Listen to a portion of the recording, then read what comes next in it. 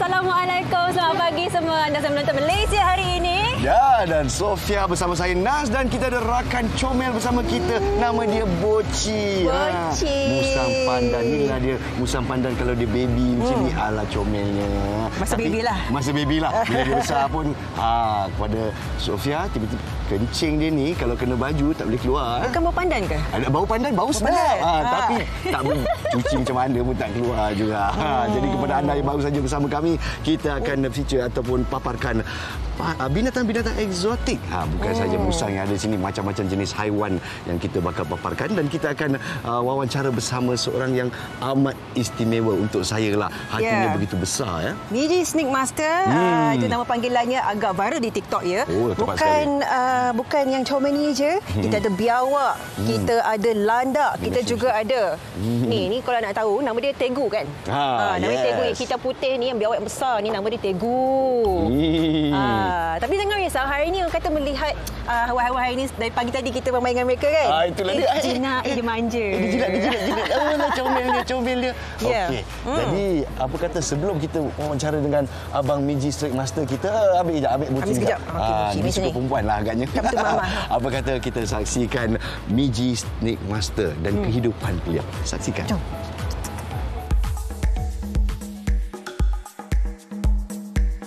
Geli dan menakutkan. Itulah antara reaksi orang ramai yang biasa dilontarkan kepada haiwan eksotik ini. Tetapi tidak bagi Miji.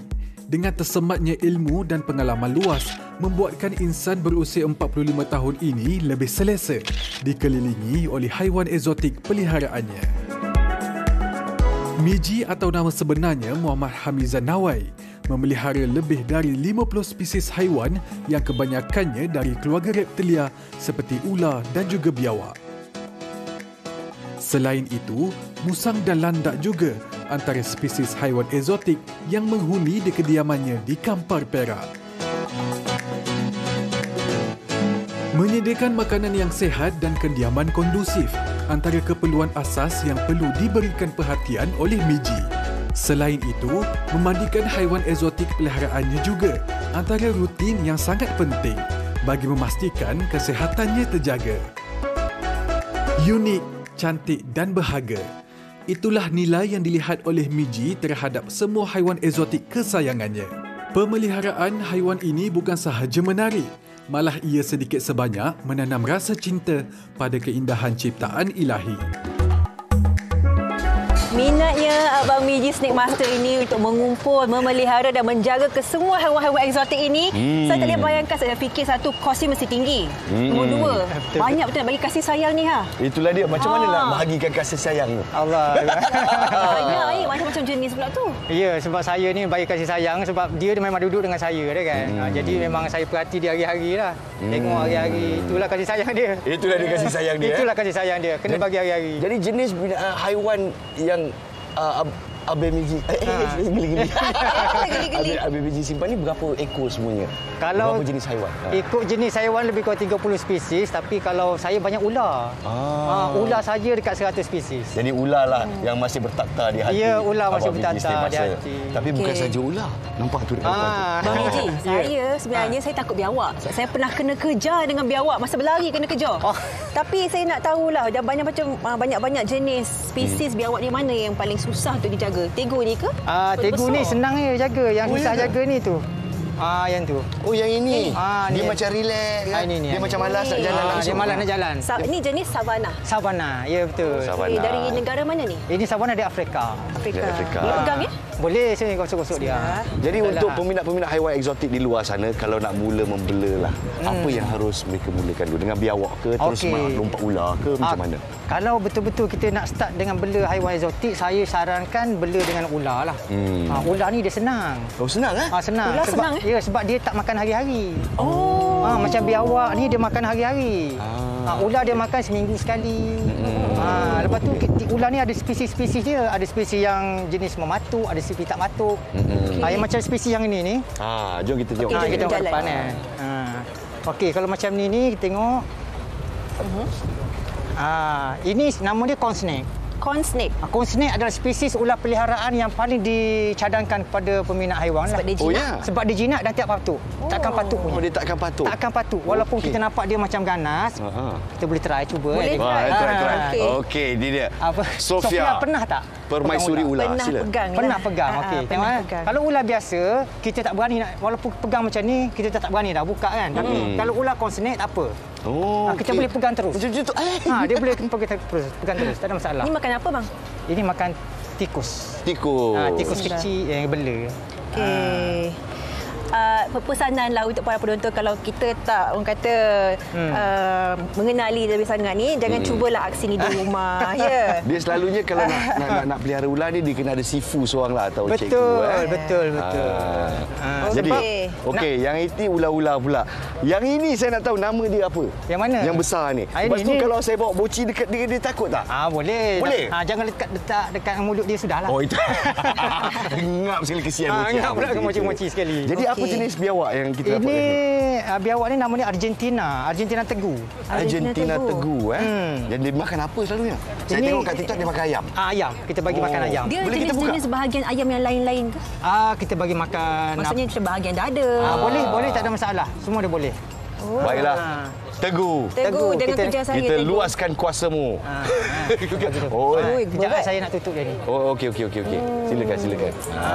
Kita masukkan dia dulu. Masukkan dia dulu. Kita handle satu haiwan eksotik satu persatu. Kita keluarkan satu. Saya Ini makan kena ada mochi cara ni. dulu. Oh, ada cara dia?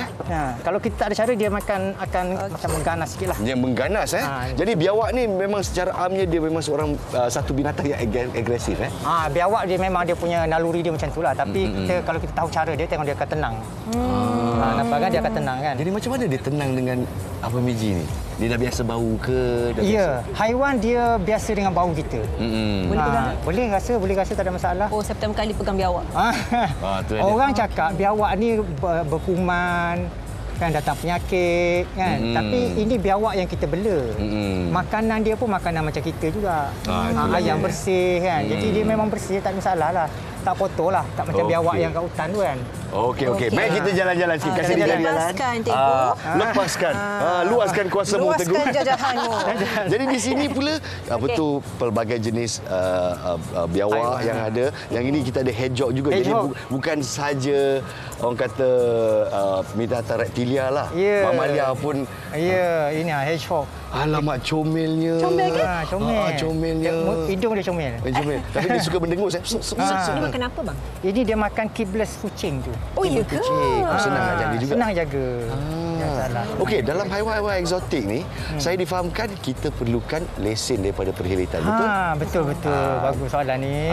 Ya, untuk haiwan eksotik, sebenarnya ada haiwan yang perlu lesen dan ada haiwan yang tak perlu lesen.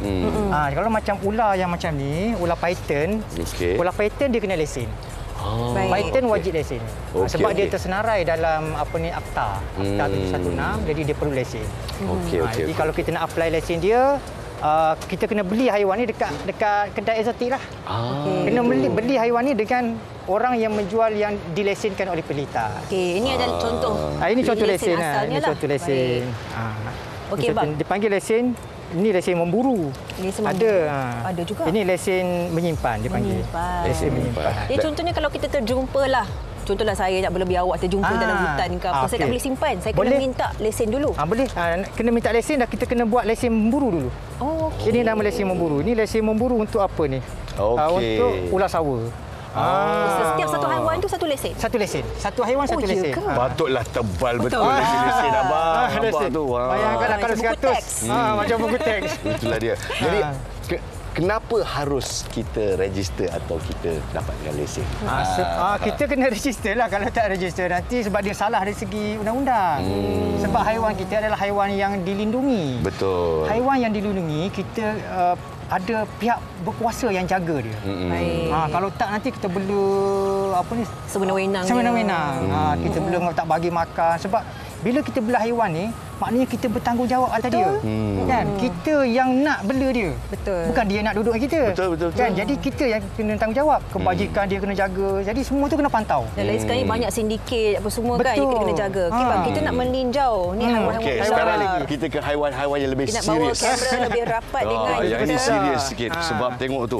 Kalau saya angkat sikit boleh tak? Boleh, dia angkat. marah, dia marah tak marah. Dia tak marah Okey. Nampak tu. Ini. Okey, yang ini daripada Burma tak salah Ya, saya. betul, daripada Burma. Kalau kita tengah tebas rumput lah kan, tiba-tiba kita nampak benda ni. macam ni. Hui, bertempiaran lari saya. Tapi apa yang kita harus lakukan kalau kita jumpa haiwan macam ni? Okey, haiwan ni macam ular sawa, dia sebenarnya tak menyerang manusia. Ya ke? Ya, kita itu mitos semua tu. Ular menyerang semua mitos. Okey. Ular sangat takut pada manusia. Walaupun sebesar ini pun. Walaupun sebesar ini. Dia jadi serang kita sebabnya bila kita pergi ganggu dia. Cuba tengok kita tak ganggu dia. Macam mana? Dia relax. Dia relax je kan. Habis yang ni tak relax bang. Ini mana tahu? Tak apa, tak masalah. Tengok. Dia macam manja juga. Ini Malaysia punya ular. Oh ya. Ini ular sawo batik. Ular sawo batik tapi warna dia Warna dia cantik, special. Jadi kenapa jadi warna macam ni? Dia albino ke? Ini sebab kita dah kacuk-kacuk dia. Baik. Dah kacuk dia dengan ini. Dah jadilah macam ni. Kalau lah kacuk dan ingin menjadi orang kata peniaga haiwan eksotik, kalau satu macam ni berapalah dia jual? Okey, ini harga dia kecil, harga dia RM3,000. Kecil? Yang kecil, panjang-panjang macam mana tu? Baru menetas tu RM3,000. RM3,000? Ya. Kalau dah besar macam ni? Dah besar macam ni, kiralah sendiri. Kiralah. Okey bang, dalam penjagaan kesemua haiwan ini abang kata ular yang paling senang, paling mudah lah untuk sesiapa saja, untuk beginner macam kami ni. Tapi untuk haiwan-haiwan yang lebih eksotik, lebih besar yang jarang-jarang, ya Allah. Ekornya Sampai ke bawah ni. supaya tak terpijak. Adakah biawak dan kata seperti kura-kura ni juga antara haiwan yang boleh kita pelihara sebagai orang biasa ni? Adakah susah penjagaannya? Kosnya tinggi tak bang?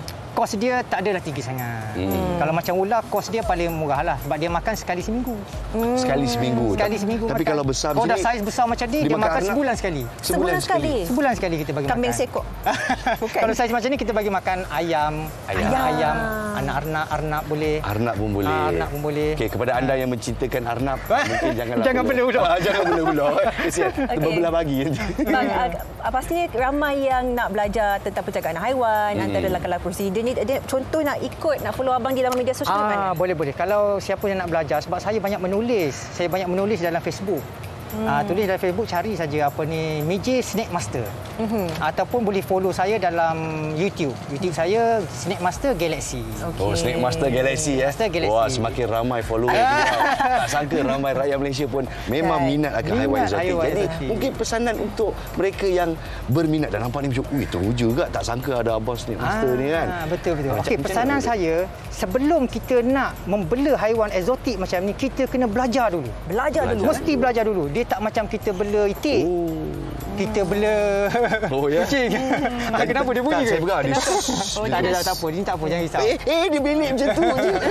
Ini tak apa, jangan risau. Tak apa Kalau saya angkat slow-slow Tak apa, angkat je. Tak apa, masalah. Beraninya Abang Nas. Abang Nas tu dia. Baru dia nampak dunia. Lihatlah dunia. Dia ular beza-beza ni, dia tak bergaduh ke? Ular ni dia memang spesies yang menyendiri. Dia tak boleh duduk sama-sama. Dalam jangka masa yang lama lah. Jadi macam mana Abang mula minat binatang eksotik? Mula-mula haiwan pertama sekali apa? Haiwan pertama sekali ular lah. Ular lah. Mana datang minat dia? Dari kecil-kecil kan? Dari kecil-kecil sebab saya ni orang kampung. Bila orang biasa. kampung, jadi kerja kita masa budak-budak 20 tahun, 30 tahun dulu kan, kerja hutan lagi. Banyak hutan kat kampung kan. Okey. Saya rasa dia nak menyendirilah. Dia nak masuk dalam kotak dia tak nak keluar. Asyik angkat dia je. Ini. Ada nama-nama tak untuk haiwan-haiwan? Nama saya tak bagi sebab terlalu banyak saya punya haiwan. Haiwan saya sampai beratus. Kalau saya letak, saya rasa saya lupa lah. Dah lupa. Nanti marah ada orang ni. Tak lupa. Atau ingat mungkin dia cemburu. Kau ada nama, dia tak ada nama macam tu. Apa pun kita ucapkan terima kasih kepada abang MJ Snake Master. Pastinya hari ini pengalaman tak dilupakan. Betul. pegang-pegang muka awak, nak pegang haiwan, lepas tu pegang muka. Saya tak larat. Apa jangan risau, tak ada kuman. Tak ada kuman. Tak ada kuman. Yang saya kagum, Abang Miji Stick Master kita, dia jaga haiwan dia dengan penuh teliti, dengan penuh kasih sayang. Jadi kalau anda ingin menjadi penjaga atau pencinta haiwan eksotik, perasaan cinta, dia tak boleh malas. Betul. Dengan tanya dia tak boleh malas. Dia harus memberikan seluruh jiwa raga. Follow Abang Miji Stick Master di semua media sosial termasuk YouTube. Kita akan berehat seketika. Banyak lagi pengisian hanya di Malaysia hari Single ini. yang terbaru. Jangan ke mana-mana.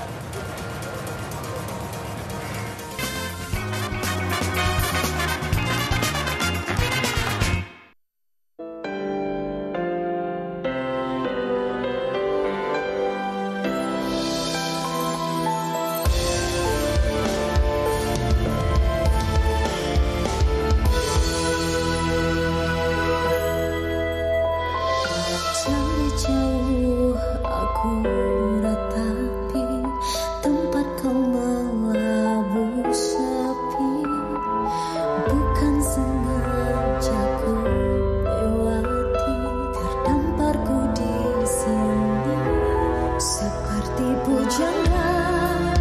Ku mengukir syair meminta hentikan segala sengketa di dalam bahagia. Aku tak sempurna dari sinar matamu. Ada sedikit luka yang tak pasti meresap di kalbu. Aku tak sempurna dari sinar matamu. Ada sedikit rasa tanda sengsing terhadap diriku. Keluhan dalam jiwa pasti ada penawanya diriku. Bagai boneka.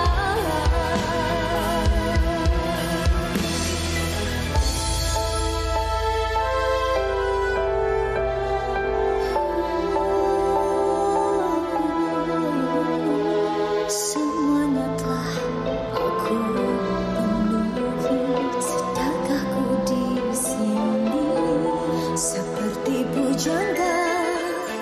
Ku mengukir syair meminta hentikan segala sengketa di dalam bahagia.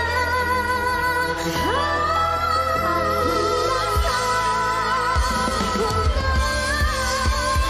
dari sinar matamu.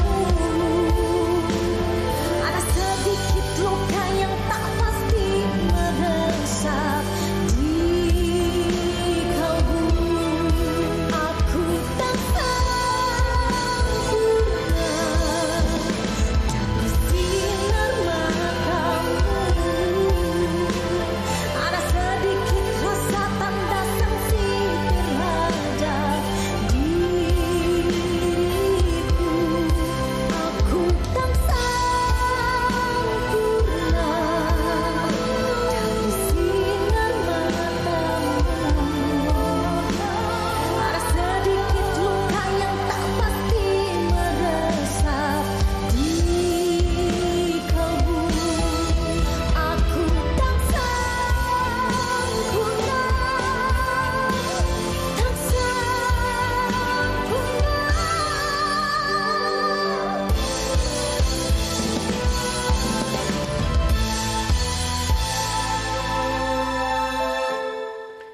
Farah Wahidah Razalia, Assalamualaikum. Waalaikumsalam. Selamat pagi. Selamat pagi Tania. Walaupun lagunya Aku Tak Sempurna, Farah Wahidah tetap sempurna. perfect. Alhamdulillah. Tak ada manusia yang sempurna. Tapi dalam mata kami, Farah Wahidah sempurna. Alhamdulillah. Okey, ceritakan sikit tentang lagu ini. Okey, alhamdulillah lagu saya setelah 5 tahun tak muncul dengan lagu baru.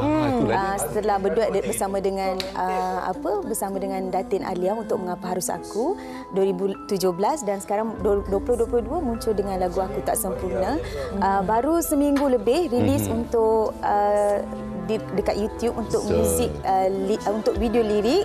Nanti akan datang insya-Allah dengan MV pula. Dan lagu ni ciptaan sepenuhnya oleh Azlan Typewriter.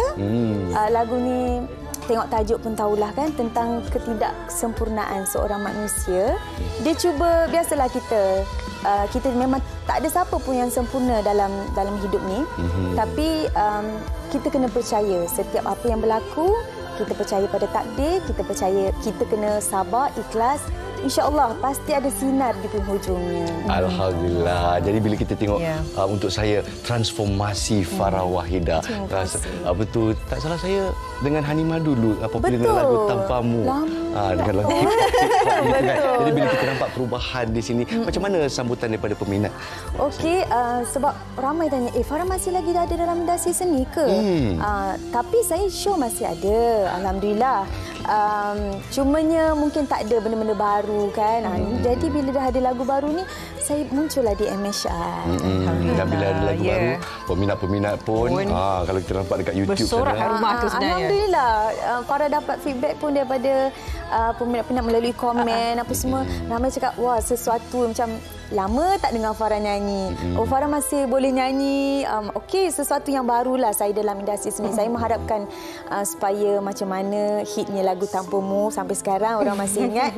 Saya juga harap lagu Aku Tak Sempurna ni boleh terbang jauh juga. InsyaAllah. Adakah Farah sendiri rasa puas hati dengan karya kali ini? Ataupun rasa lepas ni macam nak up lagi, untuk cabar lagi diri sendiri ke macam mana? Okey, saya rasa setakat ni alhamdulillah saya puas hati dapat bekerjasama pula untuk kali pertama bersama dengan Abang Azlan Typewriter. Orang tahu dia macam mana kan.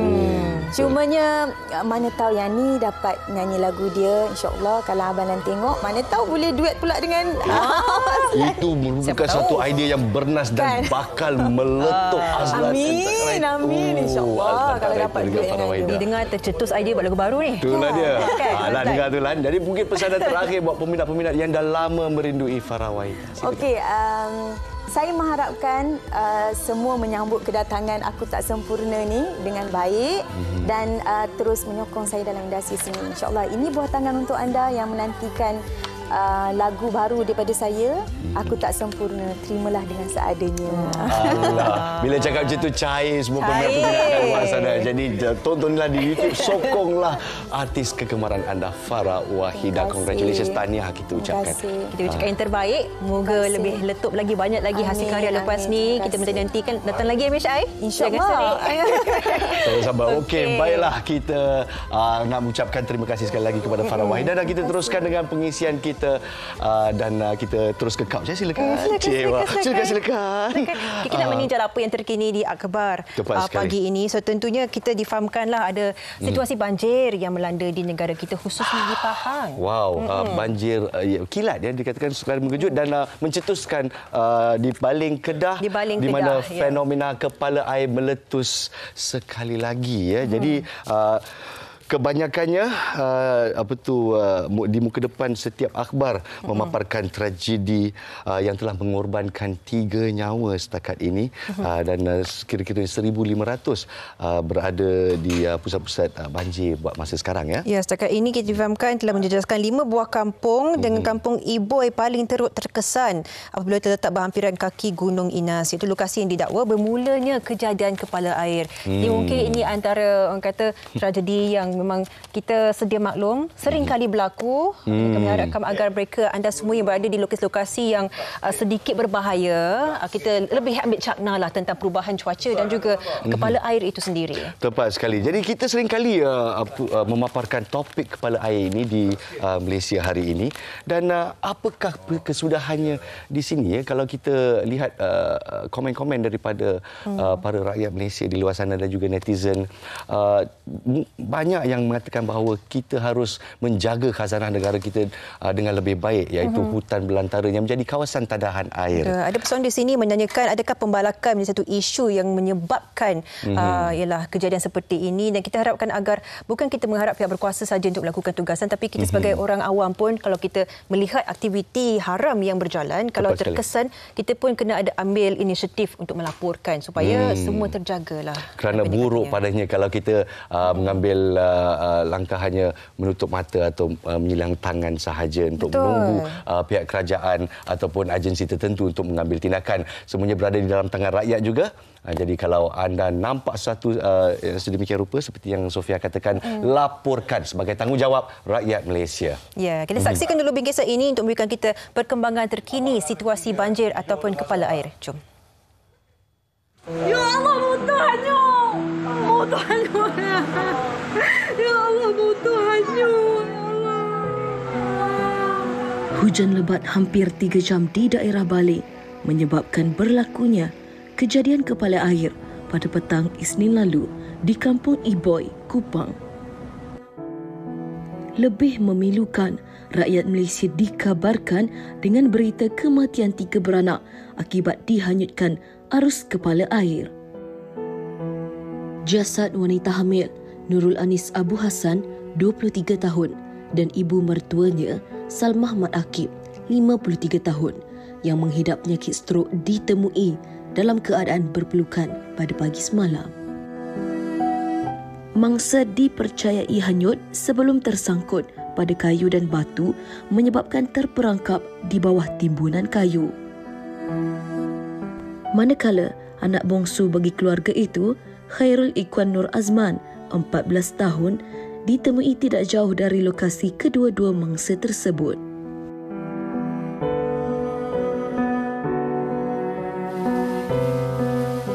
Bagi penduduk di Kampung Iboy, kejadian ini benar-benar meninggalkan kesan trauma yang mendalam. Sementara itu, bagi Abdul Rahman Ahmad, 70 tahun, kejadian kepala air ini tidak pernah berlaku sepanjang hayatnya. Dalam rumah ni memang teruk lah. Peti air habis, kosen baku habis. Bukan air bawa dalam rumah basah. Dia bersih dengan seluk lumpur kan. Tu. Dalam kedai pun supaya barang-barang recik pun semua. Disangka banjir biasa, namun segalanya berlaku sekelip mata. Air sungai yang mengalir deras membawa batang pokok dan sampah sarap menyebabkan kemusnahan harta benda. Tak sampai 15 minit tak sampai, parah ni je tingkat je, tak sampai 5 minit dia potong rumah pun hanyut habis. Motor-motor hanyut, kereta hanyut habis. Selai sepinggang, tak ada selamat apa. Dah tak ada rumah kan.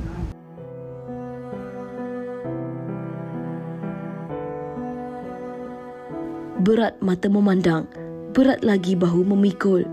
Insiden kepala air sudah semestinya memberi kesan buat penduduk Kampung Iboy. Dengan bantuan agensi kerajaan dan NGO, penduduk di sana dipindahkan di pusat pemindahan yang lengkap dengan bantuan makanan, selimut dan sebagainya yang mungkin dapat memberi sedikit sebanyak keselesaan kepada mereka. Kita melihat begitu banyak pihaklah menggembeling tenaga untuk memastikan mereka yang terjejas itu mendapatkan bantuan dan bekalan yang secukupnya. Dan kita melihat situasi bukan dalam negara kita sahaja ya Nas, tapi di seluruh dunia juga ada kisah-kisah tragedinya. Seperti baru-baru ini pada 4 Julai pada hari kemerdekaan Amerika Syarikat sendiri, kita terdengar dan terlihat tragedi ini di mana seorang suspek mencetuskan kejadian tembakan di Rambang yang telah mengorbankan 6 orang dalam perarakan Hari Kemerdekaan Amerika Syarikat di pinggir bandar Chicago.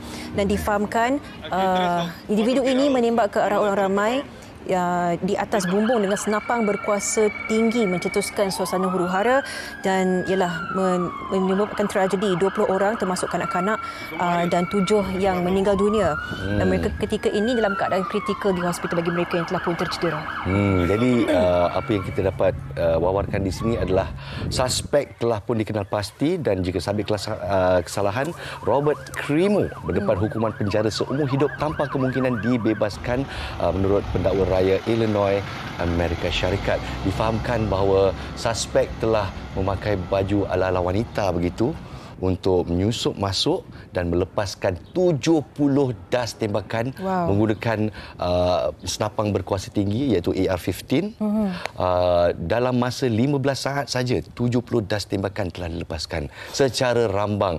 Jadi kita dapat lihat betapa tenatnya demokrasi Amerika Syarikat yang satu masa dahulu menjadi kuasa dunia besar, tapi pada masa sekarang di pesada dunia Amerika Syarikat dipandang sebagai sebuah negara warmonger dan bukan demokrasi yang harus dicontohi. Tergugatnya negara itu apabila keselamatan rakyatnya sendiri tidak dapat dilindungi dan dipastikan. Kami harapkan yang terbaiklah dan semoga individu ini akan dihadapkan justice to be served. Justice to be served. Tapi kalau kita cerita tentang demokrasi Amerika Syarikat ini sesuatu yang radikal harus dilakukan. Betul, dan pengiriman tenaga antara Republican dengan Demokrat untuk menyelesaikan masalah gun control ini atau pengawalan senapang dan senjata api. Yang telah berlangsung sekian lama.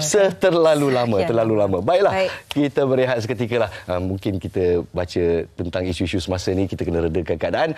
Apabila kita kembali, ibadah korban semakin dekat dengan kita. 3 hari lagi untuk kita menyambut Aidiladha. Okey, kita berehat seketika. Jumpa lagi selepas ini.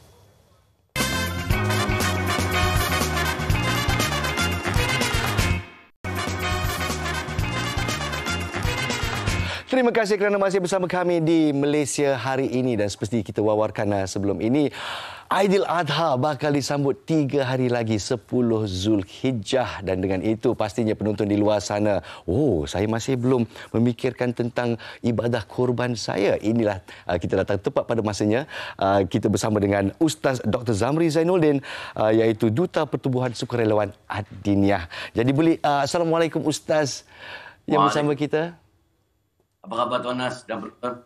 Alhamdulillah sihat sentiasa dan memang tak sabar untuk menunggu Aidiladha 3 hari lagi. Jadi untuk Ustaz, saya pasti Ustaz pun sama teruja. Boleh tak Ustaz terangkan secara ringkas pula tentang kempen korban dan akikah bersama Pertubuhan Ad-Diniyah? Silakan. Terima kasih Tuan. Alhamdulillah wassalatu wassalamu ala Rasulillah. Assalamualaikum warahmatullahi wabarakatuh. Tuan-tuan rahmati Allah Subhanahu Wa Taala, kita dah sangat dekat dengan Raya Aidiladha ataupun nama lainnya Raya Haji ataupun nama lainnya juga adalah Raya Korban.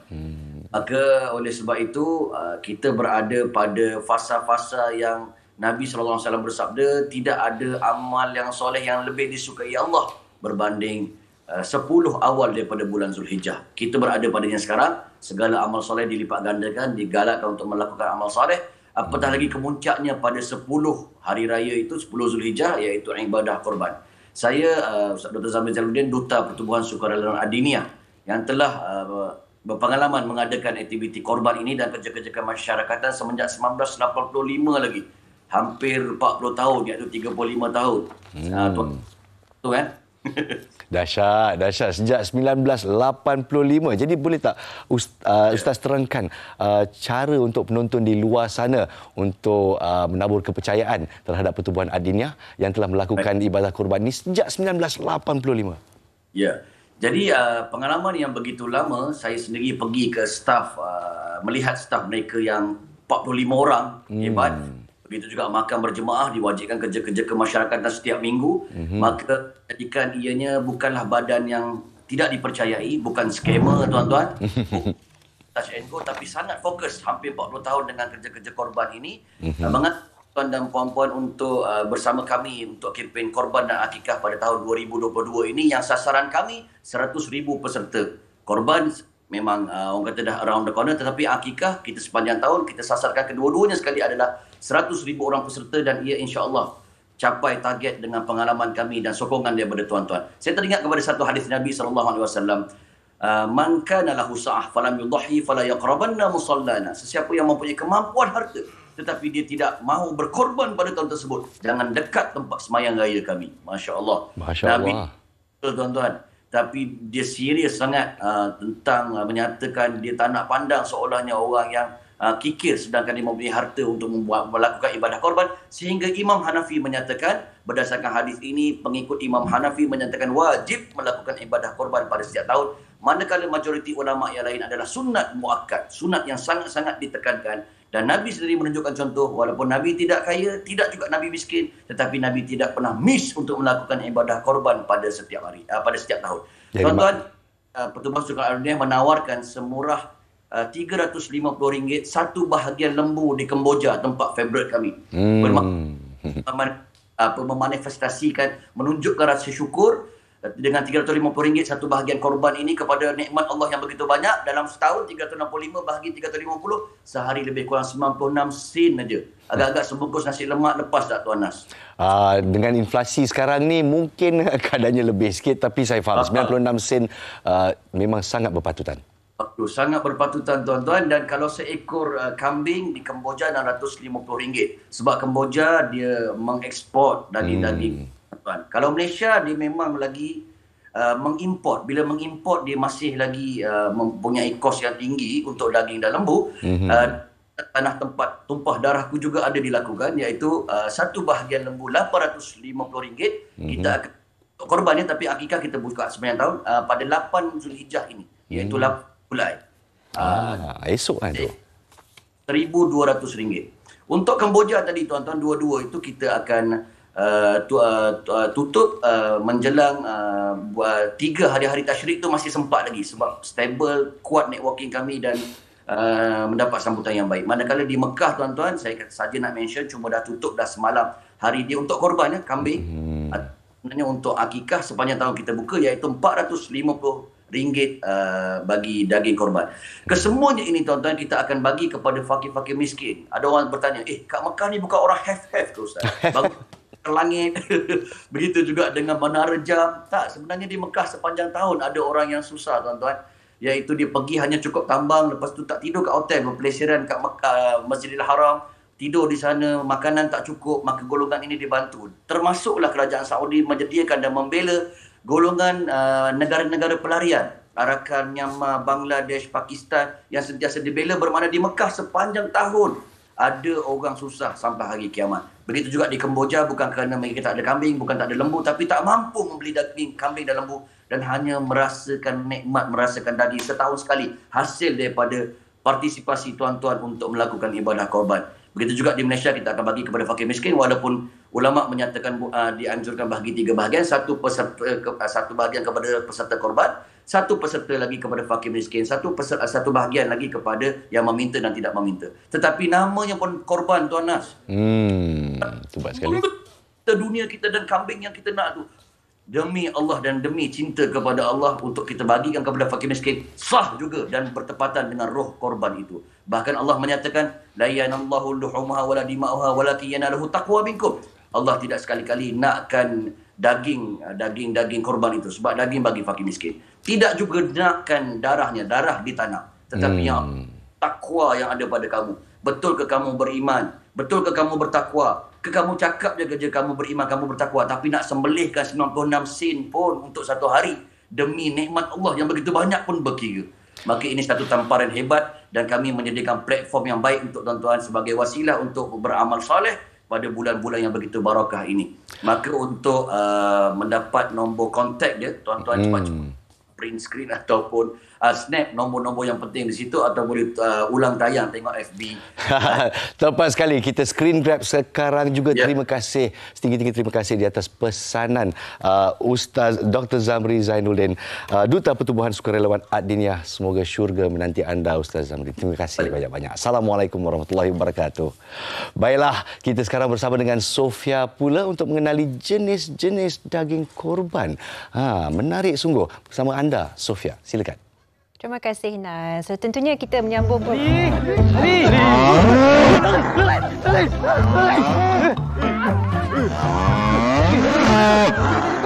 Tenang Kenapa susah payah buat korban ni? Yayasan Ikhlas kan ada. Daftar ibadah korban guna phone sahaja. Senang. Baik, kita akan mendalami Yayasan Ikhlas pula dalam usaha kita melaksanakan ibadah korban dengan cara yang terbaik. Kita terus bersama, tidak lain, tidak bukan Ustaz Hanafiah. Assalamualaikum. Waalaikumsalam warahmatullahi wabarakatuh. Sofia sihat? Sihat, Alhamdulillah. Terima kasih Ustaz. Saya teruja ada Ustaz yang dalam studio kita hari ini. Mungkin kita bincangkan dengan lebih lanjutlah dalam kita melaksanakan ibadah korban ini. Adakah ia satu kepentingan untuk kita memilih haiwan yang terbaik sahaja untuk disembelih? Silakan Ustaz. Benar. Alhamdulillah. Yang pertama sekali bila kita nak melakukan korban ni apa dia? Hadiah. Bukti cinta kita kepada Allah. Macam Sofia ada hari jadi. Tiba-tiba orang yang mencintai Sofia memberi hadiah. Kalau dia bagi sapu tangan dia, kita marah juga kan. Tapi kalau dia bagi sport car, kan kondominium ke, kita rasa seronok. So dalam memberi hadiah kepada mereka yang kita cintai, kita beri yang terbaik. Begitu juga pada hari kebesaran Allah, Hari Raya Aidil Adha, kita beri satu hadiah yang Allah minta untuk membuktikan kita cintakan dia. Pertama, unta. Yang kedua, lembu, kerbau. Yang ketiga adalah kambing ataupun sapi. Yang ni haiwan-haiwan pilihan yang telah ditetapkan oleh Allah SWT dalam melaksanakan ibadah korban. Dan haiwan ni mesti cukup umur. Pada hari raya korban tu dia cukup umur dan mesti disembelihkan pada hari raya korban. Kalau lebih tu dianggap sembelihan biasa saja. Jadi kita perlu meletakkan melihat detailsnya jugalah. Meletakkan satu kepentingan di situ. Betul. Ustaz, mungkin boleh kongsikan bersama kita tentang kempen Korban Ikhlas yang diuruskan oleh Yayasan Ikhlas sendiri. Bagaimana mereka para penonton kalau ingin menyertai dan juga melakukan ibadah korban ini, Ustaz? Nak menyertai ibadah korban Yayasan Ikhlas ni, terlebih dahulu saya ucapkan terima kasih pada semua penonton MHI kerana benar-benar menyokong dan sambutannya luar biasa kerana kita dah penuh pakej di banyak buah negara. Pakej dalam negara contohnya kita dah selesaikan beberapa dalam Semenanjung semua dah penuh. Dan beberapa negara yang lain penuh, kecuali India je belum penuh. Jadi kita merayu pada orang ramai untuk bersama dengan Yayasan Ikhlas untuk kempen di India.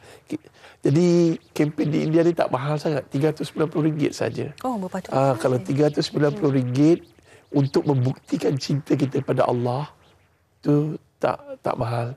Tapi ramai orang cakap mahal, Ustaz, dan benda ni syaitan akan bisik sunat muakkad dan macam-macam lah. Kan? Setahun sekali, seumur hidup sekali cukuplah. Padahal hari kebesaran Allah, hari yang Allah tunggu-tunggu untuk kita raikan bersama, mengagungkan Allah, membuktikan cinta pada Allah untuk menyembelih haiwan binatang korban hanya 4 hari setahun.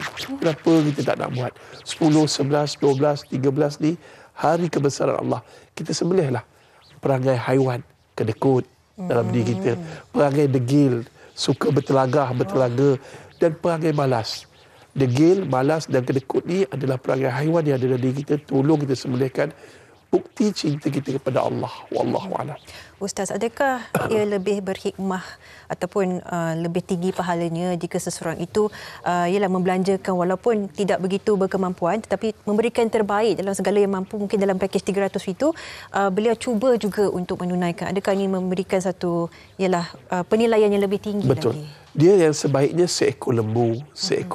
Kalau tak mampu seekor lembu, kita ambil lah seekor kambing. Kalau tak mampu, ambillah satu bahagian. Bergantung pada kemampuan kita dan keimanan kita. Korban ni benda yang susah. Tapi kalau kita berkorban benda yang susah, Allah akan ganti dengan pahala yang melimpah ruah.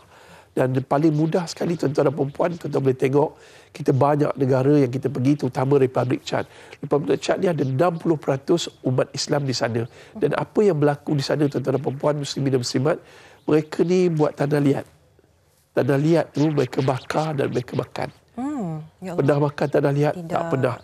Jom kita pujuk hati kita. Memang penting kita berkorban. Korban membukti cinta kita pada Tuhan. Tapi dengan Yayasan Ikhlas, kita dapat membantu saudara Islam kita yang berada di India dan di luar negara. Cuma untuk pakej Yayasan Ikhlas ni, kita dah buat daripada tahun 2014. 358,000 mereka yang telah mendapat daging korban hasil sumbangan dan penyertaan korban daripada rakyat Malaysia. Ramai. Tetapi lebih ramai fakir miskin yang di luar sana, yang di negara-negara Islam. masih belum dapat. Jadi cubalah kita bantu Yayasan Ikhlas untuk membantu mereka dalam melaksanakan ibadah korban. Baik, Ustaz, akhir sekali dalam masa 1 minit yang ada ni, mungkin Ustaz kongsikan adakah masih ada masa untuk penonton kita turut serta dan apakah kaedah dan caranya, Ustaz? Masih ada masa. Masih ada masa. Sampai hari terakhir korban. Kan? Jadi kita lakukan dengan segera. Sebab kita tak tahu masa korban tu sampai 10, 11, 12, 13 Zulhijjah. Tapi masa kita belum tahu kita hidup lagi. Tak esok, tak lusa kita meninggal dunia. Jadi pujuk hati kita, screenshot gambar yang ada ni dan kemudian tangkap gambar ni, hubungi nombor telefon tentera dan tolonglah. Jangan ada yang dengar rancangan Malaysia hari ini tidak melakukan ibadah korban. Kerana 4 tahun sekali, 4 hari setahun untuk membuktikan cinta kita kepada Tuhan. Rebut peluang ni bersama Yayasan Ikhlas. Di samping kita berkorban, kita dapat membantu sesama insan. Ingat, umat Islam itu bersaudara. Susah senang tetap bersama, tidak pernah terpisah dengan sempadan negeri atau negara. Masya Allah. Kami harapkan agar penonton di rumah tu mendengar titipan hati Ustaz Hanafiah Malik ini, tergerak hati untuk terus melakukan ibadah korban ini. Terima kasih kita ucapkan. Terima kasih, Ustaz Hanafiah sudah menyediakan masa dan pastinya anda boleh melayari korbanikhlas.com untuk mendapatkan informasi yang seterusnya. Baik, kita akan berehat seketika. Sekembalinya banyak lagi pengisian hanya di Malaysia hari ini.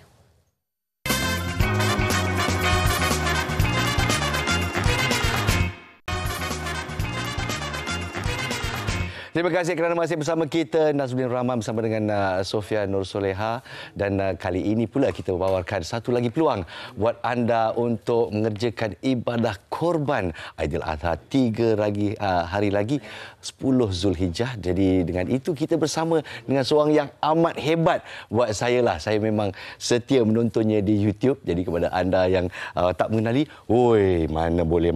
Kita bersama dengan Ustaz Syamsul Debat, penasihat program Yayasan Budi Ihsan Malaysia ataupun YBIM. Assalamualaikum, Ustaz. Waalaikumsalam warahmatullahi wabarakatuh. Teruja saya sebenarnya berada kat sini. Berada dengan orang famous ni. Tapi saya kagum dengan usaha yang dilakukan dengan YBIM. Dah berapa lama? Dah 2 tahun ya bersama dengan YBIM? Ya, dah malah lebih sebenarnya. Sebelum tu saya memang dah bersama dengan Yayasan Budi Ihsan Malaysia ni sebelum lagi daripada pandemik lagi kan. Dah bersama dengan Yayasan Budi Ihsan Malaysia dalam kembara korban, kembara asnaf, macam-macam aktiviti ni buatlah untuk membantu mereka yang memerlukan. Jadi apa yang ingin diwar-warkan hari ini buat Yayasan Budi Ihsan Malaysia? Yalah, bila kita sebut tentang Hari Raya Aidiladha, dia sebut Hari Raya Haji, dia sebut Hari Korban. Bila korban, orang dah sebut ada cerita pasal korban. Korban ni nak korban macam mana? Korban luar negara ke dalam negara? Orang dah bising dah tu. Jadi senang je. Kalau kita ikutkan yang aula kita tolong dalam negara. Tapi kalau tak mampu sebab rupanya luar negara murah pula. Boleh juga kepada luar negara. Tapi dalam negara, luar negara yang paling bagus Yayasan Budi Ihsan Malaysia ni dua-dua buat.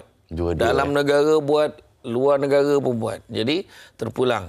Kalau dapat buat dua-dua, lagi bagus, terbaik kan. Alhamdulillah. Jadi itu yang sebenarnya yang kita nak. Jadi sejak daripada tahun 2020 ni sebagai penasihat program. Jadi apa keistimewaan YBIM, Ustaz? Kalau keistimewaan ni terlalu banyak lah. Dalam tempoh yang singkat ni mungkin saya dapat sebut beberapa je lah.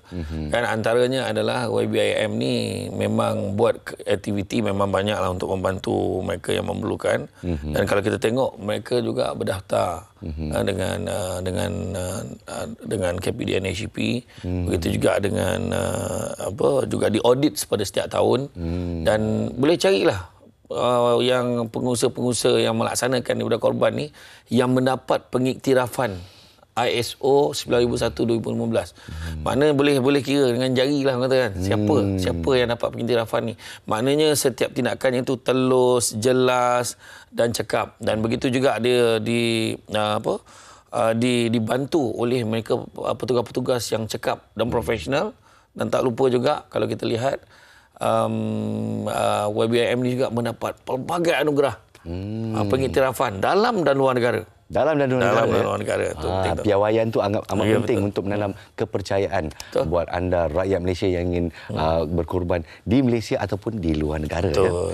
Jadi kat sini apakah saranan Ustaz buat penonton di luar sana yang masih sedang memikirkan di mana aku nak berinfak pada tahun ini, di mana saya nak berkorban pada kali ini? Jadi saranan saya saya berharap kepada semua di luar sana yang sedang menyaksikan MHI ni dapat tengok Samsul Debat ni kan. Jadi nak maklumkan bersama-samalah kita menyertai bedah korban kan, bersama-sama dengan Yayasan Budi Ihsan Malaysia yang dengan mana serendah RM390 kita dah boleh join korban, ambil satu bahagian, dan kita boleh orang kata dengan cara yang sangat mudah, tak kisah untuk diri sendiri, untuk keluarga, untuk kawan-kawan, sahabat handai, jiran-jiran mana yang kita tegak untuk mereka masih hidup dan mereka juga yang telah pergi pun kita boleh niatkan untuk mereka, tak ada masalah. Jadi dengan cara jangan lupa layari www.ybim.org.my dan begitu juga anda boleh scan QR code yang terpapar di skrin. Jadi join segera. Tentu banyak hikmah Allah nak bagi ni. InsyaAllah. Bak kata orang tu tanam tabu di tepi rumah, cabut ubi sampai ke akar. Kalau hidup kita baca hikmah, insya-Allah selaut garam terasa tawar. Oh, itu dia. Semoga mudah urusan. Joinlah korban ni. Rugi kalau kita tak join, terutamanya bersama dengan Yayasan Budi Ihsan Malaysia. Jadi untuk saya yang ingin mengambil kepercayaan kepada YBIM untuk berinfak dan sebagainya, tapi boleh Ustaz ceritakan sikit betapa pentingnya piawaian tersebut. Bila orang dengar ISO ni semua, dia tak tahu apa sebenarnya. Penting. Kan? Kadang-kadang ada orang dia ambil, kita tak nak kata orang tu rumah siap pahat berbunyi. Jadi dia kata dia masuk korban, kadang-kadang dapat sijil tapi rupanya tak buat. Penelitian tu siapa nak sahkan tu, sebab kita minta disahkan, minta diteliti apa tindakan-tindakan kita buat daripada mula pendaftaran sampai kepada nama, nombor kad pengenalannya, berapa jumlah wang yang dibayar, jadi ke mana wang itu disalurkan sampai tak pada pihak yang terbabit. Kemudian lembu-lembu jadi lembu-lembu yang terbabit, dan lembu tu pula kita pilih lembu yang terbaik.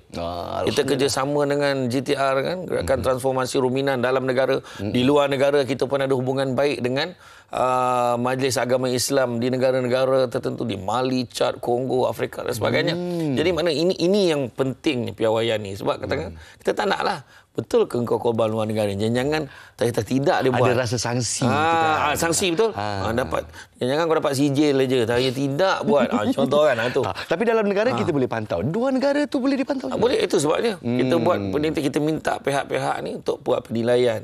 Tengok, semak, teliti dan kaji. Itu sebab bukan saja YBIM dia berikan pengiktirafan ISO 9001-2015. Alhamdulillah. Dan sebab saya ni peminat Ustaz Samsul Debat, saya berikan satu lagi peluang lagi untuk wara-warakan kepada penonton di luar sana macam mana nak berinfak. Jadi tak usah fikir-fikir banyak, dah tinggal 3 hari lagi kan. Jadi teruskan. Nama yang terbayang sana ni Yayasan Budi Ihsan Malaysia. Alhamdulillah. Tengok muka Samsul Debat kat situ kan. Ingat, tapi jangan sebab Samsul Debat pula, kerana Allah ikhlaskan diri kan. Jadi kita join bersama dengan YBIM, www.ybim.org.my atau scan QR tu, imbas QR code yang terpapar kat skrin tu kat bawah. Terima kasih diucapkan kepada Ustaz Samsul Debat yang telah berkhidmat sebagai penasihat program bersama dengan Yayasan Budi Ihsan Malaysia sejak tahun 2020 lagi. Sekali lagi Assalamualaikum Ustaz. Dan kalau tak sempat kita tak nak ucapkan selamat Hari Raya Aidiladha. Samalah. Saya pun ucap selamat Hari Raya Aidiladha juga. Alhamdulillah. Baiklah, daripada korban kita ke haiwan eksotik pula, kita kembali kepada Sofia di perkarangan Seri Pentas di luar sana. Silakan. Baik, kita dah sampai ke penghujung rancangan dan semestinya kita bakal banyak topik esok. Esok kita akan bincangkan tentang kalau anak kena culik, apakah tindakan kita. Kita ucapkan terima kasih kepada Abang Miji lah sebab sudi membawa anak-anak ni datang ke studio kita, tempat kerja kita. Nak bawa balik rumah boleh? Boleh? Okey. Terima kasih semua, kita jumpa esok. Assalamualaikum. Bye.